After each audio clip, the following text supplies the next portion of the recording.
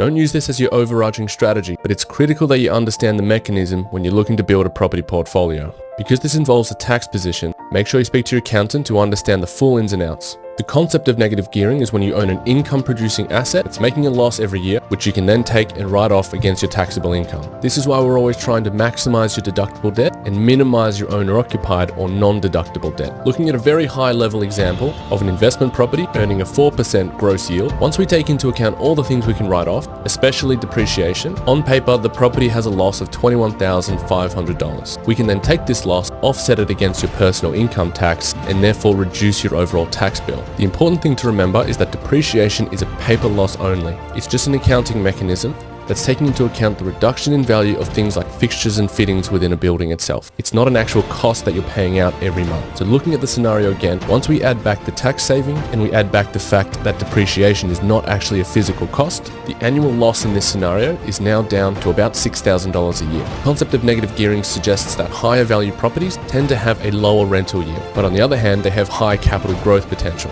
So now while we have a $6,000 loss per year, if we can achieve even a modest 4% return on the property value itself, that's a $30,000 increase in value, meaning that we're netting around $24,000 for that year in terms of equity and cash flow. Again, this is a very high level scenario just to show you how the mechanism works. To make sure you get it right, you need to speak to your accountant, you need to speak to your broker, and you need to get a depreciation report so that we know how much we can claim each year. Comment depreciation below and I'll send you more information.